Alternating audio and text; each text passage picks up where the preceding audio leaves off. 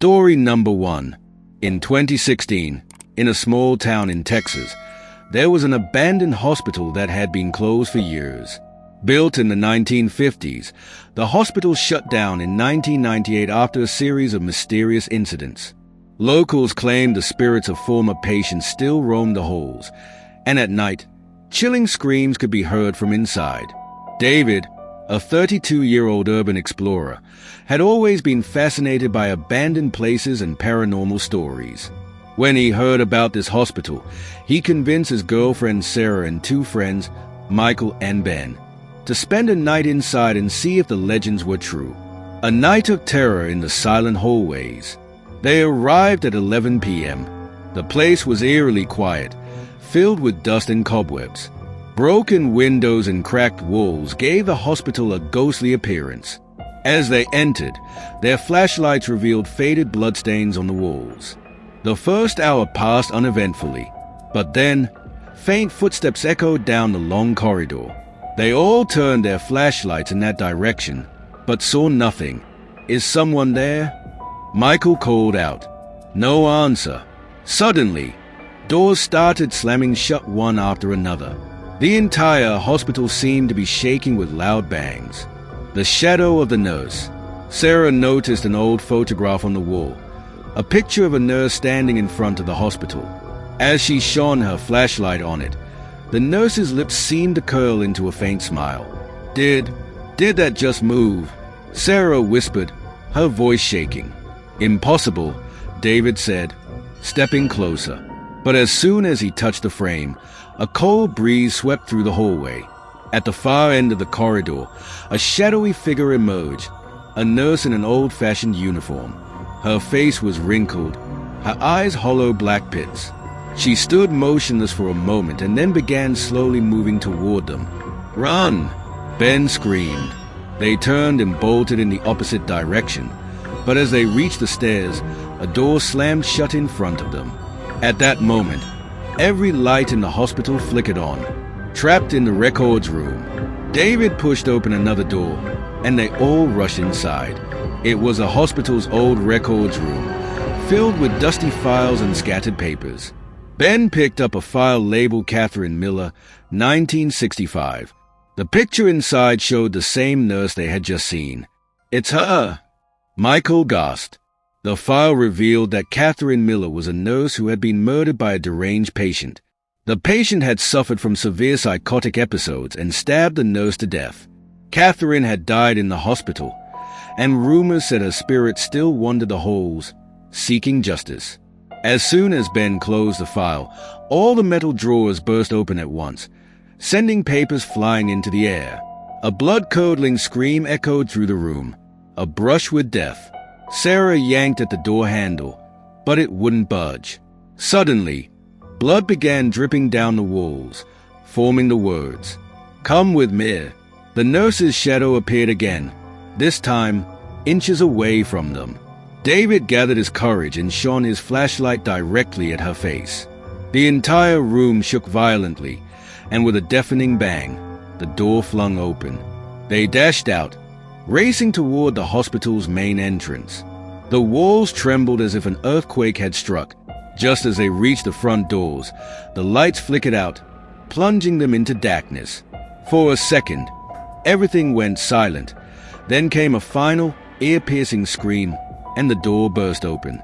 They ran to their car and sped away, never looking back. The haunting never ends. The next day, they researched the hospital's past and discovered that several other explorers had gone missing inside, never to be seen again. David and his friends vowed never to return, but Sarah began experiencing strange occurrences at home. Late at night, she would hear a whisper near her ear, a voice saying, "Come with me." The hospital remains abandoned to this day, but those who enter never leave empty-handed. Story number 2. In 2014, a group of amateur paranormal investigators decided to explore Ravenwood Cemetery, a secluded graveyard in Louisiana with a dark history. Legends spoke of shadowy figures, eerie whispers, and people vanishing without a trace.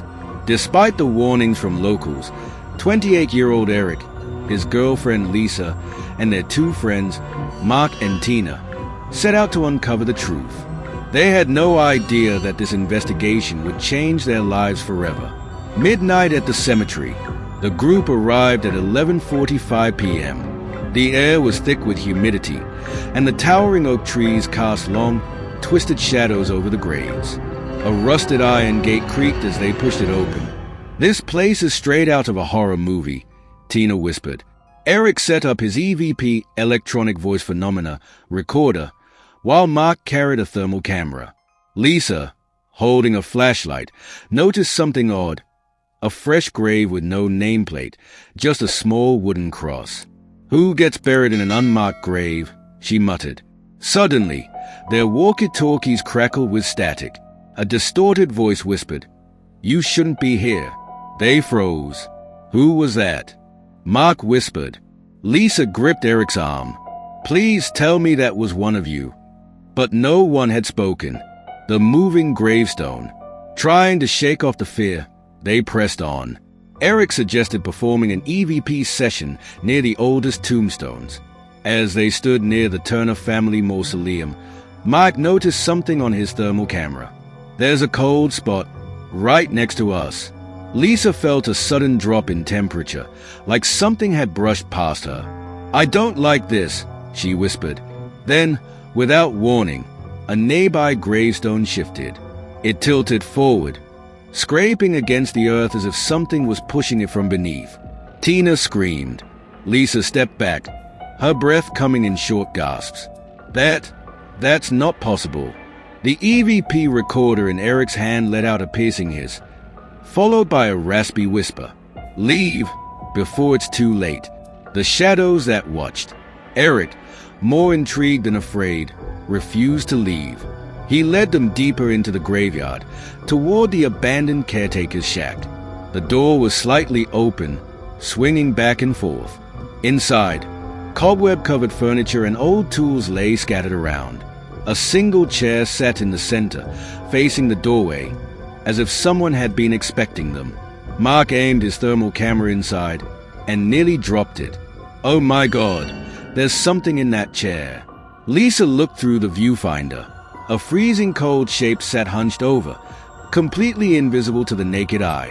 Then, as if sensing them, the chair scraped backward, tipping over on its own. Suddenly, from the far corner of the shack, a figure lurched forward, a shadowy humanoid shape, tall and thin, with hollow eyes that reflected nothing but darkness. Lisa screamed. They ran, but the moment they stepped outside, they saw them, dozens of figures standing among the tombstones, watching, trapped in the graveyard. Eric yanked at the gate, but it refused to budge. "They don't want us to leave," Mark said, his voice barely a whisper. Then, footsteps, heavy, slow, coming from behind them. Eric turned, and his blood went cold. One of the figures had moved. It stood just a few feet away now, its face pale and twisted, its eyes nothing but black pits.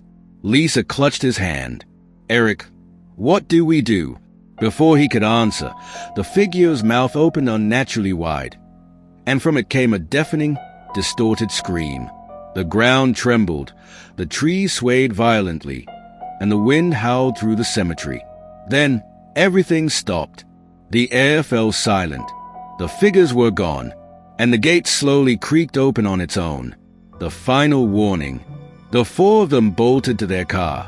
As they sped away, Lisa looked in the rear view mirror and saw someone standing by the open gate. A woman, wearing a torn, mud-stained dress, with a stitched mouth.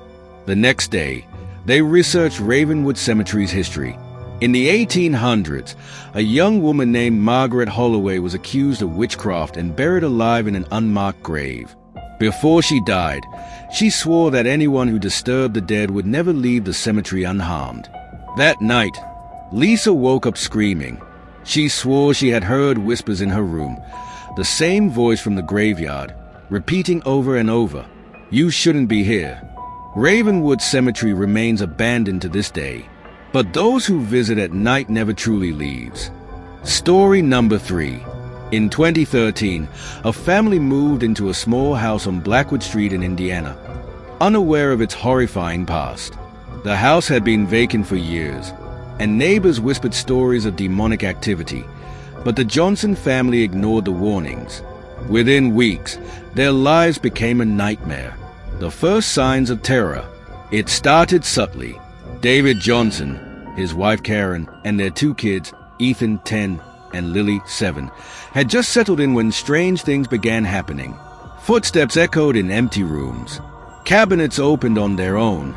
Objects vanished, only to reappear in bizarre places. One night, Ethan told his parents, "There's a man in my room." David rushed in, but the room was empty. The closet door, however, was wide open, even though they always kept it shut. A few nights later, Karen woke up to a horrible stench, like rotting meat. She turned to wake David, but he wasn't in bed. She found him standing in the dark hallway, staring at the kid's bedroom door. "David," she whispered. He slowly turned. His eyes were wide, unblinking, and his lips moved, but no words came out. Then, as if snapping out of a trance, he blinked and gasped. "What am I doing here?" He had no memory of getting up. The dark figure in the basement. One evening, Karen was folding laundry when she saw Lily standing in the doorway. "Sweetie, what's wrong?" Lily pointed toward the basement door. "The man wants to come up." Karen's blood ran cold. "What man?" Lily just shook her head and walked away. Later that night, David and Karen heard whispers coming from the basement. David grabbed a flashlight and slowly descended the creaky wooden stairs. The air was heavy, and the temperature dropped instantly. At the bottom, he swung his flashlight around. The beam landed on something in the corner, a tall, shadowy figure with glowing red eyes. Before David could react, the figure lunged toward him. He stumbled back, gasping, but it vanished. The couple decided they needed help. The exorcist's warning.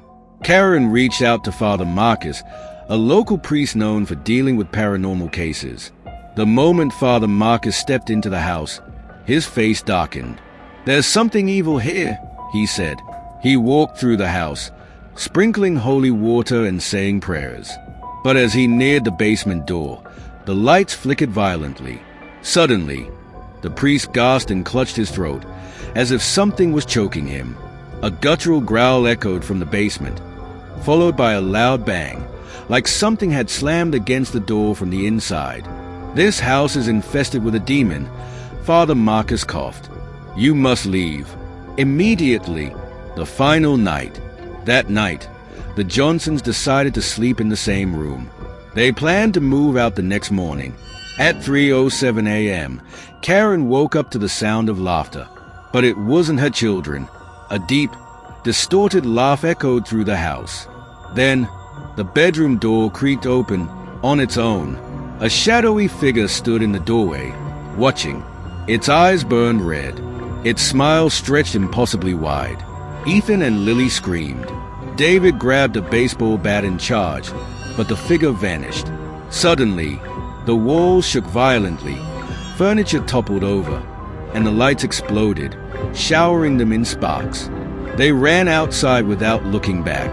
Aftermath: the Johnson family never returned. Weeks later, the house was abandoned again.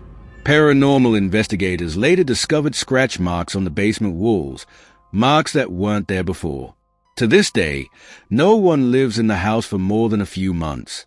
Neighbors report seeing shadowy figures in the windows at night, and some say, if you stand outside and listen closely, you can still hear the deep, distorted laughter.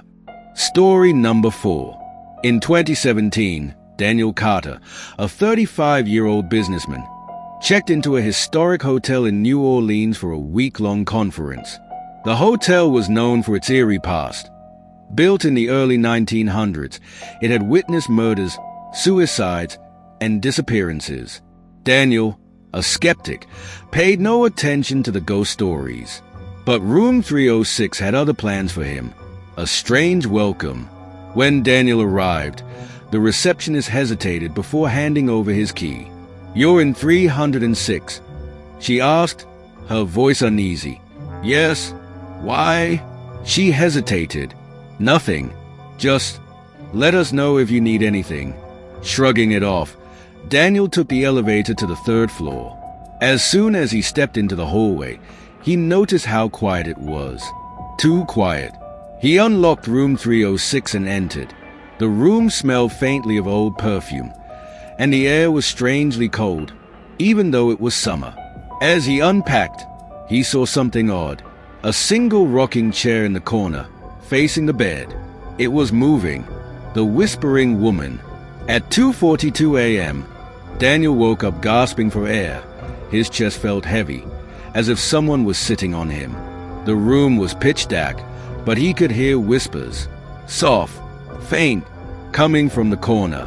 His eyes adjusted to the darkness, and he saw her, a woman in a black dress, sitting in the rocking chair. Her face was pale, her eyes sunken, and her lips moved silently, whispering something he couldn't understand. Daniel shot up and turned on the lamp, but the chair was empty.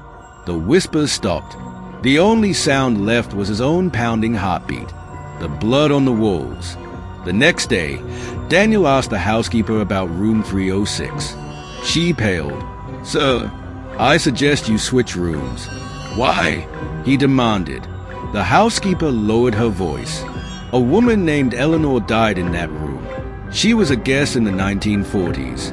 The staff found her sitting in that same rocking chair." Her wrist slid open. Daniel felt a chill crawl down his spine. That night, he slept with the lights on. But at exactly 3:06 a.m., something woke him again. A drip, drip, drip. He turned over and froze. There was blood dripping from the walls. And in the corner, the rocking chair moved on its own. Trapped with the dead. Panicked, Daniel grabbed his phone to call the front desk. No signal. The bathroom door suddenly slammed shut. Then came the whisper, closer this time. "He did this to me. He did this to me." Daniel slowly turned his head. Eleanor was in bed with him, her lifeless, blooded face just inches from his. The room plunged into darkness. The escape. The next morning, Daniel woke up on the floor. His bed was untouched. His suitcase was packed. And on the mirror, a message, written in blood. "Don't come back." He checked out immediately. To this day, room 306 remains one of the most haunted hotel rooms in New Orleans. Guests report seeing Eleanor's reflection in the mirror, hearing whispers in the night, and finding their belongings moved while they sleep. No one ever stays more than one night. But if you do, she will visit you. Story number 5. In 2009, Sarah Mitchell, a 26-year-old teacher from Ohio, moved into a small one-bedroom apartment after ending a long-term relationship.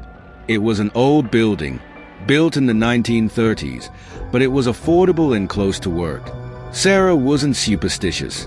She didn't believe in ghosts until something started watching her. The first signs. At first, it was just a feeling, like someone was standing right behind her. The kitchen light flickered whenever she walked by. Her TV turned on by itself, always to static. She heard faint knocking inside the walls, especially at night. One evening, while grading papers, she noticed something strange. Her bathroom door was open. She was sure she had closed it. When she got up to check, it slowly swung shut on its own. The man in the corner.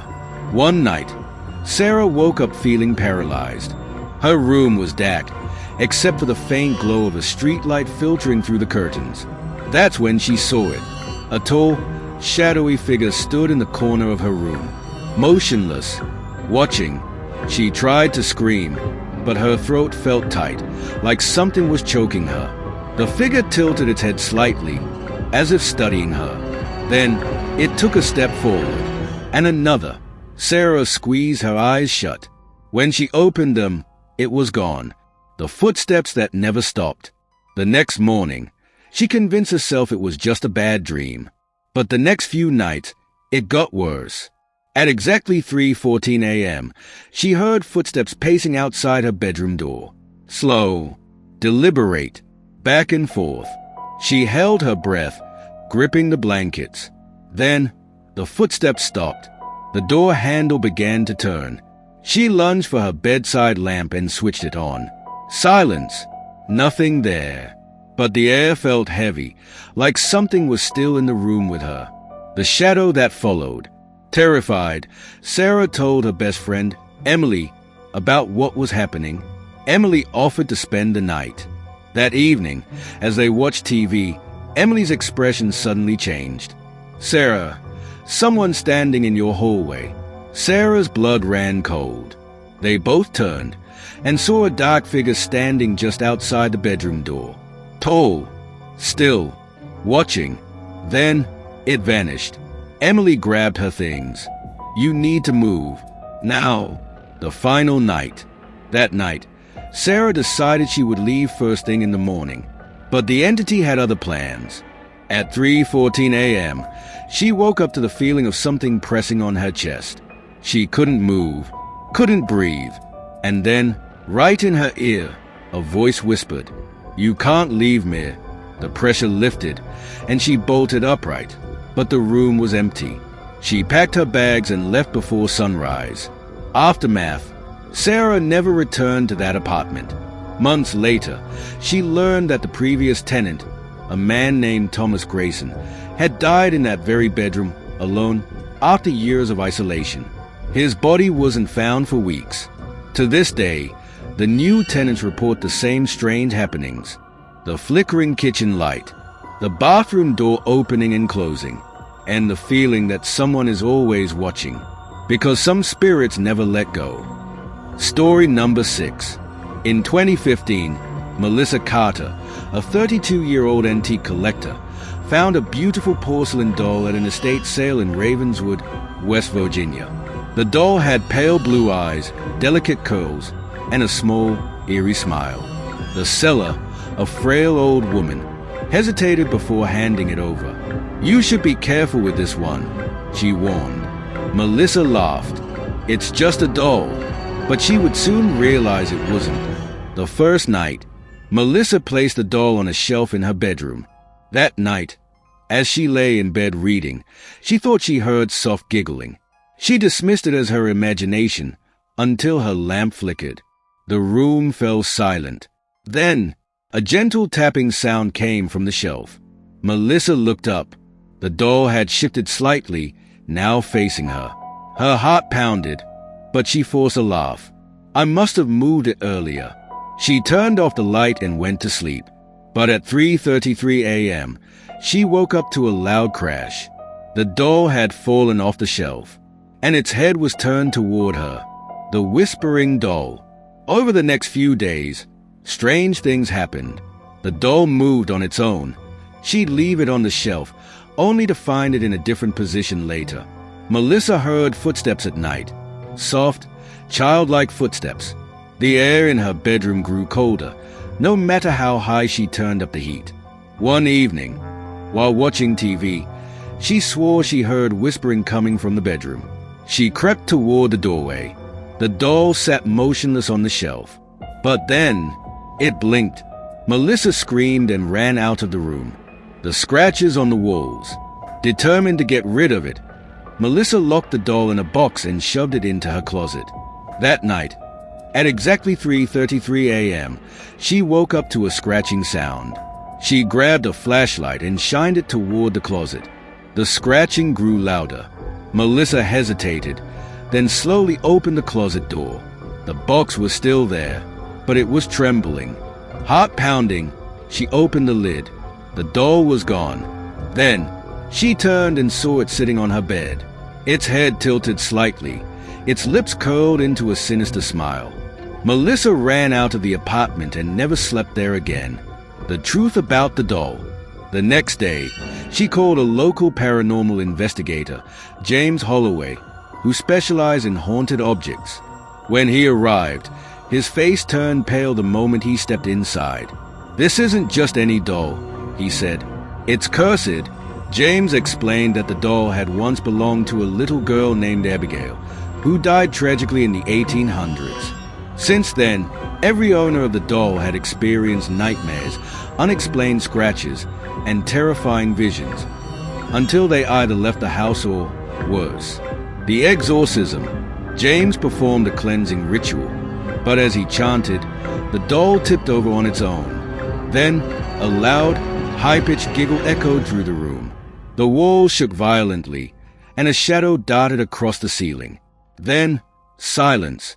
The doll lay motionless. James took it with him and locked it away in his collection of cursed objects. Aftermath. Melissa moved to a new apartment. She never spoke about the doll again. But to this day, James swears that, sometimes, when he walks past the glass case where the doll is kept, he hears it whisper his names. Story number 7. In 2016, Mark Evans, a 28-year-old hiker from Tennessee, set out on a solo camping trip in the Great Smoky Mountains. He was an experienced outdoorsman, confident in his survival skills. But he wasn't prepared for what was waiting for him in the woods. The whispers in the dark. Mark hiked deep into the forest and set up camp near a quiet, isolated clearing. As night fell, he sat by the fire, enjoying the silence. Then he heard it, a faint whispering sound coming from the trees. He froze, listening. The whispers grew louder, almost circling his camp. He grabbed his flashlight and shined it into the darkness. Nothing, but the feeling of being watched wouldn't go away. The stranger in the woods. The next morning, Mark found large footprints around his tent. They were human, but wrong. The toes were too long, the shape unnatural. He brushed it off, maybe just a trick of the light. He packed his gear and continued hiking. By late afternoon, he reached a small river and bent down to refill his water bottle. That's when he saw it. A man stood on the opposite bank, staring at him. He was tall, thin, and unnaturally pale. His eyes were black. Mark called out, "Hey, you lost." The man didn't blink, didn't move. Then he smiled, a wide, unnatural grin. Mark's stomach twisted. Something was wrong. Then, in a blink, the man was gone. The scratching at the tent. That night, Mark set up camp near a fallen tree and built a fire. But the forest was silent. Too silent. No crickets. No owls. Nothing. As he lay in his tent, trying to sleep, he heard a soft scratching sound just outside. A slow, deliberate dragging of nails against the fabric. His breath caught in his throat. Then, a voice. "Let me in." Mark bolted upright. The voice was right outside his tent flap. He grabbed his hunting knife. "Who's there?" Silence. Then, something pressed against the tent wall. A handprint. But the fingers were too long, too thin. Mark slashed the tent open and shined his flashlight outside. Nothing. But the trees were moving, as if something had just slipped away into the darkness. The chase. Mark didn't sleep. At sunrise, he packed up and hiked as fast as he could back toward his truck. But the feeling of being watched was stronger than ever. Then, he heard footsteps behind him.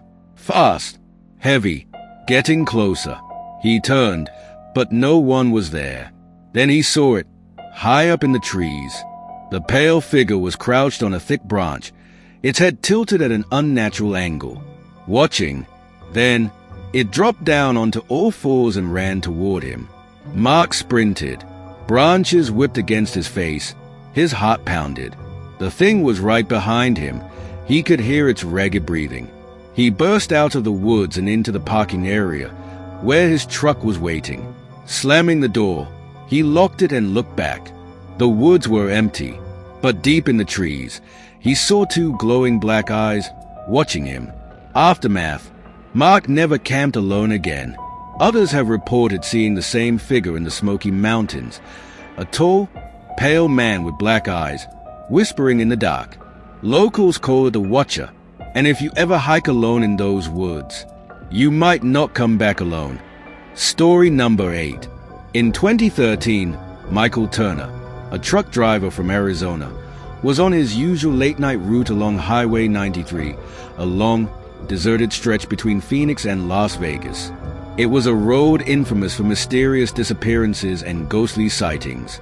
Michael didn't believe in that kind of stuff until he saw her, the woman in white. At 2:47 a.m., Michael was driving through a particularly dark section of the highway when he spotted something up ahead. A woman, dressed in a white gown, barefoot, walking along the road. She didn't wave for help. She just walked. Michael slowed down and pulled up beside her. Are you okay? Do you need a ride? The woman stopped walking. Slowly, she turned her head toward him. Her face was pale, almost translucent, and her eyes completely black. A chill ran down Michael's spine. Then she disappeared. 1 second she was there. The next, she was gone. Michael slammed on the gas and sped away. But the nightmare wasn't over. The passenger that wasn't there. A few miles down the road, Michael tried to shake the fear from his mind. Maybe he was just tired. Maybe it was a trick of the light. Then, in the rearview mirror, she was sitting in his back seat. Her black eyes stared directly at him. Michael's hands clenched the wheel. His breath hitched. Then, she spoke. "You shouldn't be here." His truck veered to the side as he instinctively turned to look. And just like that, she was gone. The only thing left was the overwhelming scent of roses. The warning. Shaking, Michael pulled into the nearest truck stop and told the clerk about what he had seen. The clerk's face went pale. "You saw her?" Michael nodded, still catching his breath. The clerk lowered his voice. "That was Emily Carter. She died on this highway in 1986. A drunk driver hit her, and her body was found 10 miles from here." Michael swallowed hard. The clerk continued. "Truckers see her all the time. She only appears to those in danger." Michael frowned. "What do you mean, danger?" Then his phone buzzed. A severe weather alert. A massive pileup accident had just occurred a few miles ahead, right where Michael would have been driving. If he hadn't stopped, he might have been part of it. Aftermath. To this day, travelers report seeing Emily Carter walking along Highway 93. Some ignore her. Some stop to help. But those who see her say the same thing. She only appears when death is near. Story number 9. In 2017, Lauren Peterson, a 24-year-old college student, moved into a small rental house in a quiet neighborhood in Seattle, Washington. The house was old, but cheap, and it came with one rule from the landlord: never open the attic door. Lauren thought it was weird but didn't question it, until she realized she wasn't alone. The strange noises. For the first few nights, everything seemed normal. Then, the noises started. Soft shuffling sounds above her ceiling, faint creaking, like footsteps, and worst of all, whispering. Lauren convinced herself it was just the house settling. But then, things started moving. The open cabinets. One morning, she woke up and found her kitchen cabinets open. All of them. She was sure she had closed them the night before. A little unnerved, she shut them and went to work. That night, before bed, she double-checked. Everything was closed. But at 3:12 a.m., she woke up to a loud bang. She rushed to the kitchen. The cabinets were open again. And this time, a single chair had been pulled out from the table, like someone had been sitting there. The attic hatch. A few nights later, Lauren was in bed when she heard something heavy scrape against the floor above her. Her stomach twisted. The attic. She grabbed her phone and texted her best friend, Megan. "Lauren, I think there's something in my attic." Megan, call the landlord. Lauren, what if it's just an animal? Megan, and what if it's not? Lauren stared at the ceiling. Then, the attic hatch creaked. Slowly, it shifted open an inch. Lauren's blood ran cold. Something was up there. The discovery. The next morning, Lauren called the landlord and demanded an explanation. There was a long silence. Then he sighed. "I didn't want to scare you," he said, "but the last tenant, she kept hearing things too. And then one night, she found handprints on the attic hatch. Lauren's breath hitched. So you knew something was up there." "I checked," the landlord admitted. "I never found anything, but she swore someone was living up there." Lauren's hands trembled as she hung up. Then, she heard a loud crash from the attic. She ran outside and called the police. The truth about the attic: when the officers arrived, they pulled down the attic ladder and climbed up. What they found made Lauren's skin crawl. A dirty sleeping bag in the corner, half-eaten food wrappers, a rusted kitchen knife, and worst of all, a stack of photographs of Lauren taken while she was sleeping. Aftermath: the police searched the entire house, but the intruder was gone. They believed he had been sneaking down at night, watching Lauren, eating her food, and slipping back into the attic before sunrise. Lauren moved out the next day. To this day, no one knows who he was or where he went. But sometimes, when she's alone in her new apartment, she swears she still hears whispers above her ceiling. Last story.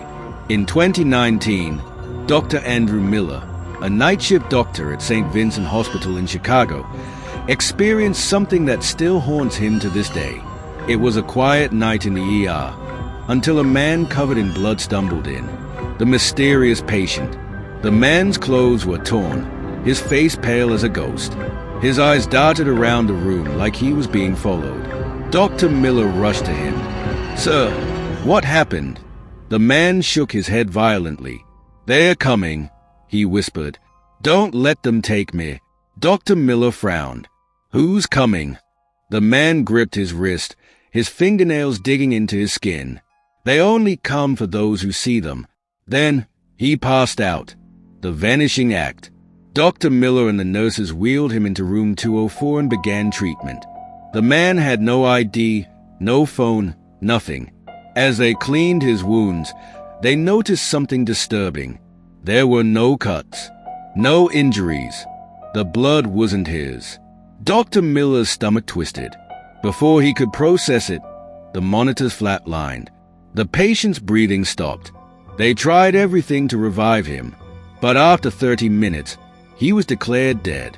They called security to report the death and stepped out to fill the paperwork. But when they returned, the bed was empty, the missing body. The patient was gone. The security cameras showed nothing. No one entered, no one left. Dr. Miller's pulse raced. Did someone move him? The nurses shook their heads, their faces pale. Then, the ER phone rang. A chilling voice whispered through the receiver. "You shouldn't have seen me." The line went dead. The horrifying truth. The police arrived, but there was no trace of the patient anywhere. Confused and disturbed, Dr. Miller went home, trying to convince himself it was a prank or a mistake. But at exactly 3:33 a.m., he woke up. His bedroom was freezing cold, and standing in the dark corner of his room was the man. His black eyes glowed in the darkness. "Now you see me," he whispered. Then he disappeared. Aftermath. Dr. Miller quit his job at the hospital 2 weeks later. He refused to talk about what really happened. But one thing is certain. To this day, room 204 remains empty, because every time they try to admit a new patient, they hear whispering from the walls. Thanks for watching. Please subscribe our YouTube channel for more videos.